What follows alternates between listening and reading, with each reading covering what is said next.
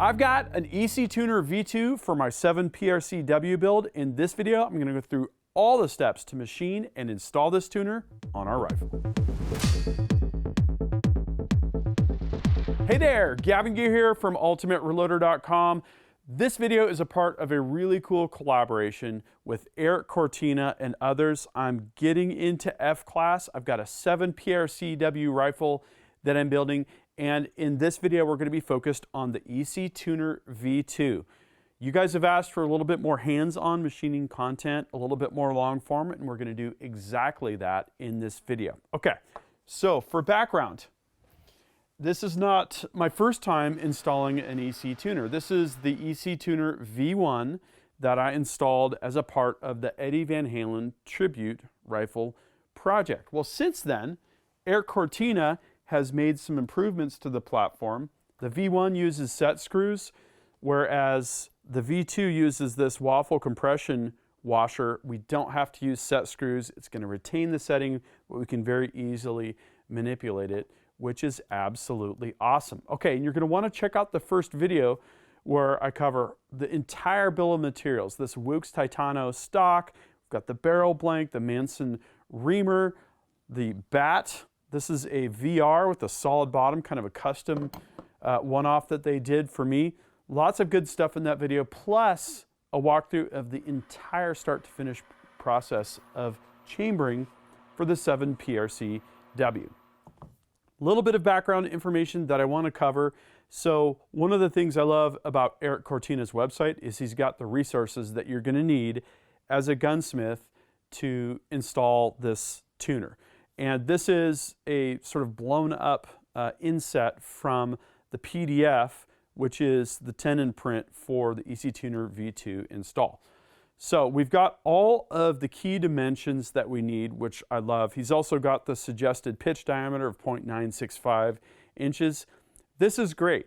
I talked to Eric about this, and based on the fact I'm doing this on a manual machine and I typically run thread reliefs on the left-hand side of the threads, I said, hey, would it be a problem to knock down this diameter right next to the shoulder? And he said, not a problem at all. It doesn't really do anything. It doesn't touch anything. So I'm going to knock that down to the same 0.935 inches that the unthreaded end of the tenon is turned to. I might reduce that a few more thousandths to provide a couple more thousandths of clearance there for below the roots of the threads. So this is our plan. This is the dimensions that I'm going to use. Next, we're going to go over the lathe, and I'm going to interactively walk through the process of getting this machined and installed.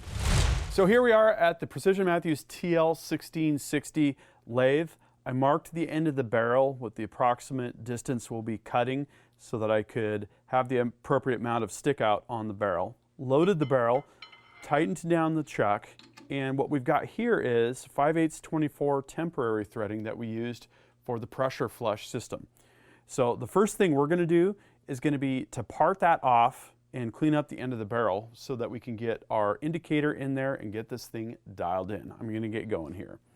We're going to use a medium speed range, and I think 2 or 3 is going to do for our specific gear here. And what I'm going to do is I'm going to go right in here next to the shoulder, because we'll do a facing pass on that. Touch off there. Set the clamp. How does that look? That looks pretty good, actually. Okay, and we're going to power feed this. So I'm going to shift, double check my range, and that needs a little bit of adjustment. We want a fairly fine infeed for this. Go into neutral.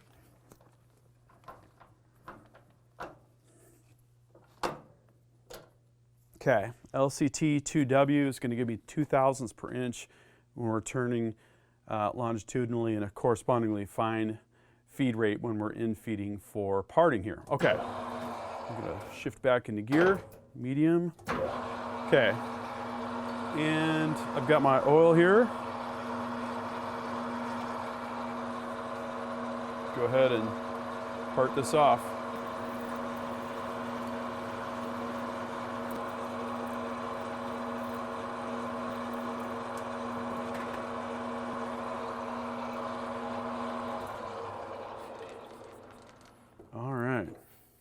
I'm going to use a boring bar for this. We're going to face from the inside coming out so that we get a nice clean entrance at the bore there.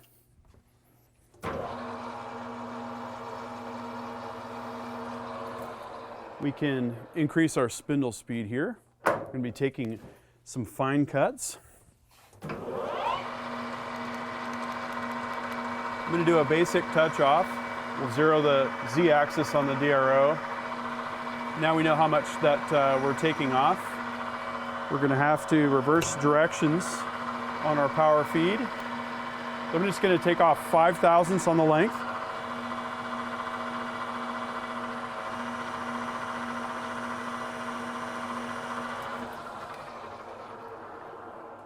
That looks nice and clean, really good starting point here. So we'll blow some compressed air. We'll get ready to dial things in, starting with the outside diameter. So we'll do a quick dial on the outside diameter, and then we'll get down and dirty on the inside diameter.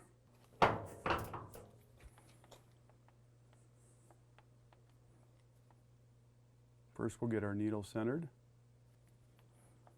That is pretty close right there. Okay.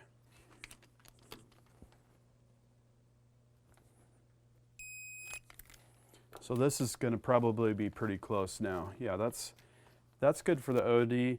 That's not the real critical dial-in parameter. What we really care about is where are things hitting on the lands and the grooves, but you know, using the outside of the barrel shank is a good rough starting point.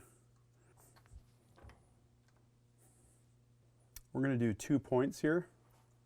We're going to take a look at right near where the crown will be, and then we're going to also look in an inch or so, something like that. So we're going to re-zero here. Roughly center. We can be on the other side of the zero. Sometimes it disrupts the needle more to try and get it perfect. We're going to start with the needle in. See if we're still centered. Yeah, we are.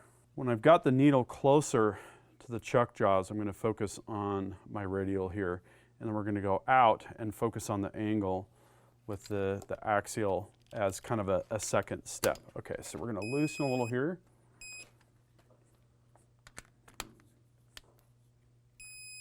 And this is not a muzzle device, so the alignment here is actually not super critical.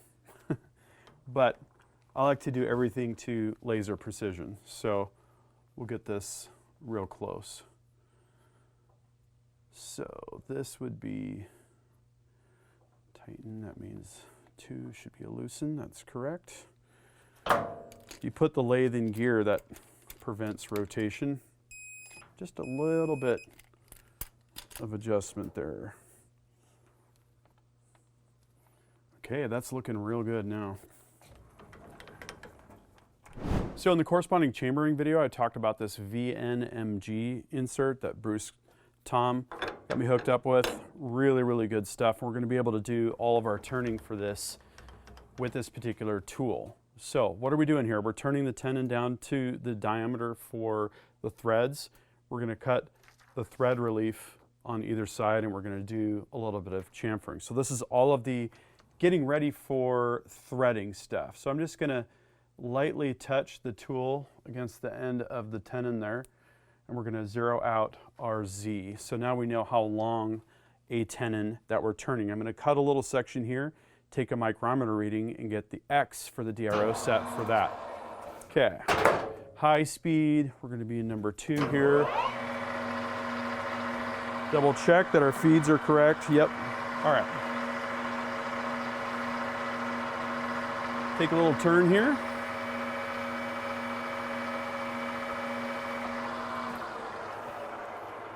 I already used my 1-inch reference to get a good baseline. So we want to make extra sure that we're not touching the compound or any of the other dials, wheels, anything like that. 1.218. So we're going to set that for X.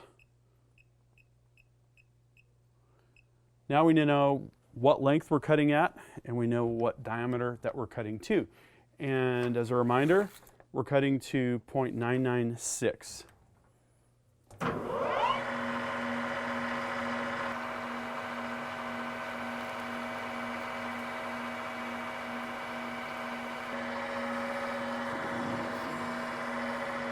We're just going to keep taking passes until we get to 0.996.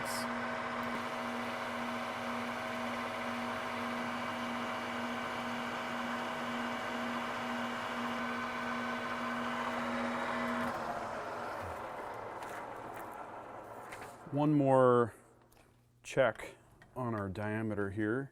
Okay. 0.0045. Wow, we're within a couple 10,000ths. A little under 1.0039.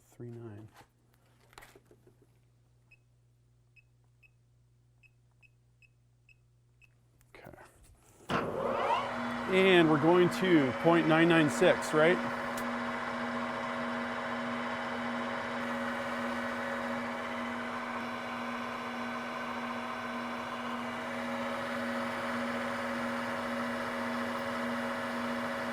Okay, so now we are going to cut the thread relief, and that goes to 0.935.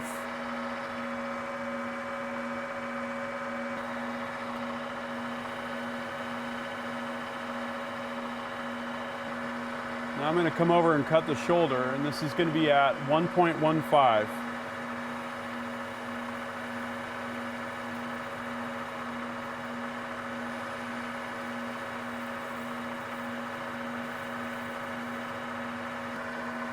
Making some steel wool there. It's pretty cool. Okay.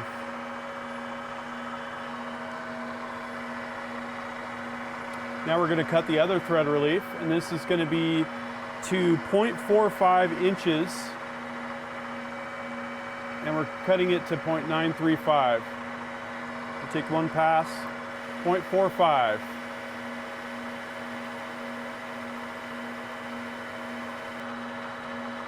1.45, and now we're going to go down to 0.935 minus a little bit.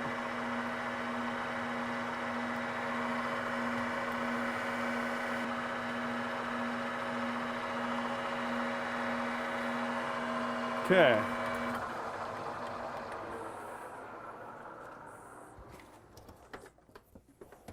Basic dimensions are now cut. I'm going to do a little bit of chamfering now.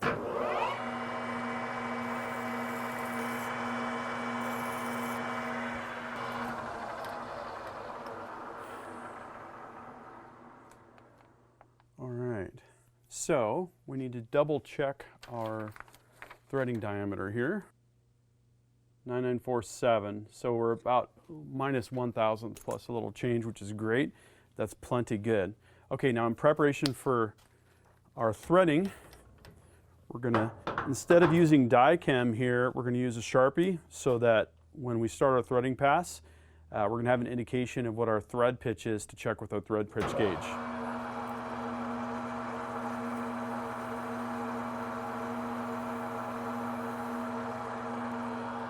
Okay, let that dry.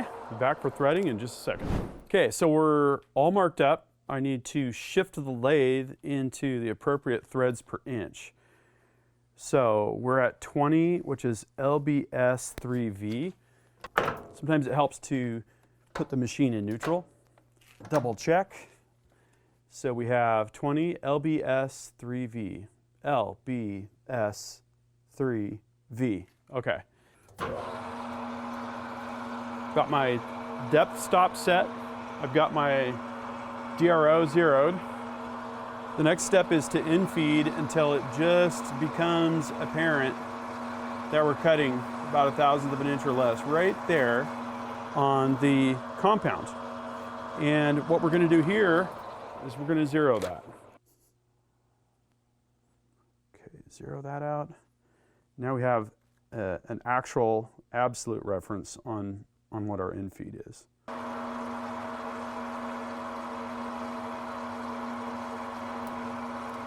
Okay, disengage, back out, re-zero. Got right to zero really quick with our depth stop there. Now we're gonna take our pitch gauge, 20. Looks good. Get a little bit of oil on hand here. We can take our passes.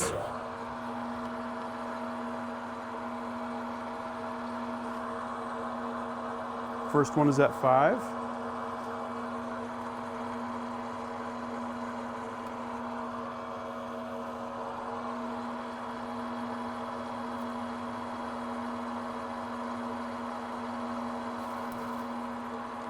Okay, and then we're going to go to 10.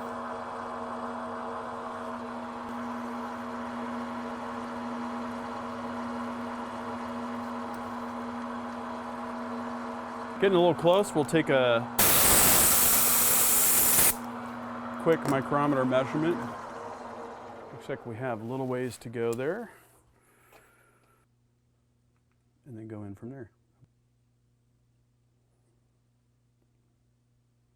So after some quick calculations, we have 17 to go on the diameter, so our in feet at 29 needs to be about 10 more. So I'm going to go ahead and do some more passes, this time going in about 2 thousandths per pass.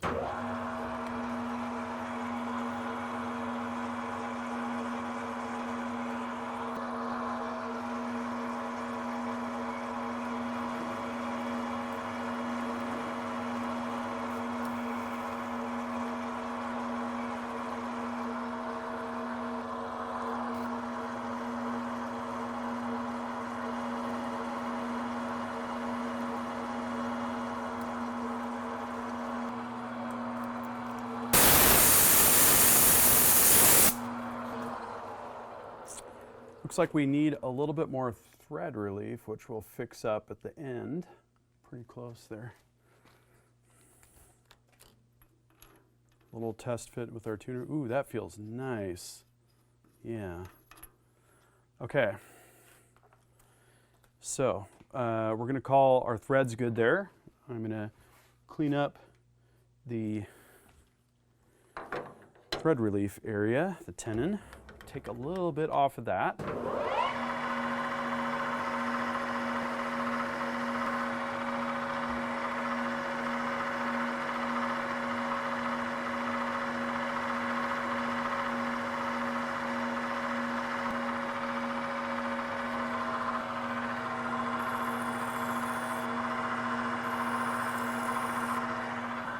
And we'll dress this up a little bit with some sandpaper as well.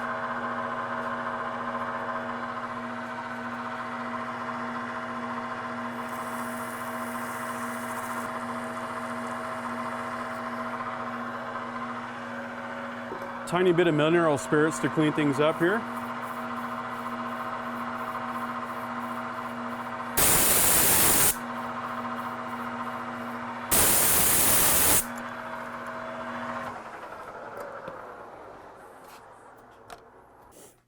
Okay, so now that the threads are cut and we like our dimensions, the last thing to do is to cut the crown. So I just set the compound over to 11 degrees. We're going to do a standard 11-degree target crown like you'll find on a lot of bench rest rifles. See, I'm in high 2, that looks good. So we're just going to take some draw passes back this way and stop when we get to where we feel like we're at a good diameter for the outer portion of that crown.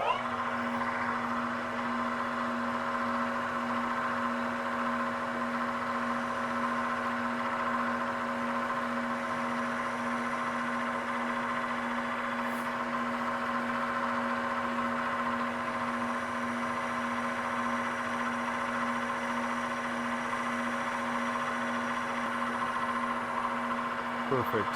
I like that. One more thing, I'm just gonna provide a very, very slight break. This is a very sharp boring bar.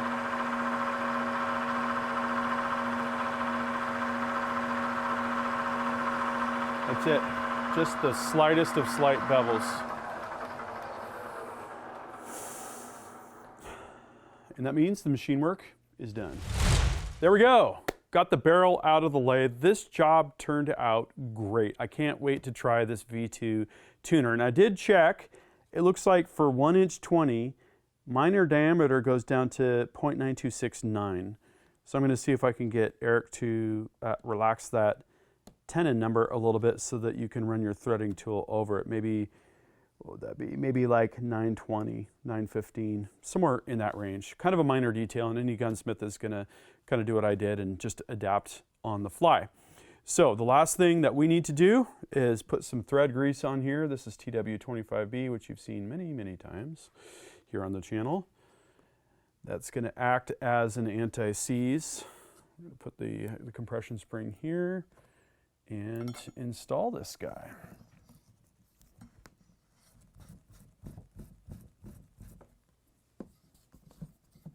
Look at that, very nice. Now, when I engrave the barrel, the way that it's clocked on the rifle, I'm going to deep engrave a little hash mark there for my 0. And I'll have to decide how I want that clocked on the barrel as well. I've manually cut those before with more or less a scribe. I think with the EVH rifle, that was before we had the fiber laser machine. So that's all it takes to install an EC tuner. It's about like threading a muzzle, but you've just got some different dimensions that you're playing with here. 11-degree target crown should serve us well with our bench rest style duties with F-class. Awesome. Now make sure you subscribe with notifications because you're going to want to check out the rest of the videos in these series. And if you're interested in becoming a gunsmith, make sure you check out the Colorado School of Trades, schooloftrades.edu. Really great school. It's going to prepare you for stuff like this. You can add on to those skills with sort of specialized machining tasks, that kind of thing. Here's what I'd like to know is, what did you think of this EC Tuner V2 install video? You asked for the long form, more real-time style machining footage. Hope you enjoyed it. Drop a comment and let me know what you think. That concludes this video, and that means it's time to wrap it up. I hope you enjoyed this video. Don't forget to like and subscribe. Also, we're on Facebook, YouTube, Rumble, where we've got unrestricted content, and Instagram. Make sure to follow us on all those channels. Ultimate Reloader also has a commercial solutions division serving law enforcement, the military, and the gun industry. We have some unique capabilities, including a comprehensive suite of recoil testing and evaluation capabilities, trigger profiling, and more. If you're interested in custom rifles like what we build here on the channel or gunsmithing services, you're going to want to go to rifles.ultimatereloader.com and get on the wait list. If you want to learn lucrative gunsmithing like what I show here on the channel, including building custom rifles and Cerakote plus a whole bunch more, you're going to want to check out the Colorado School of Trades, schooloftrades.edu. Thanks again for watching.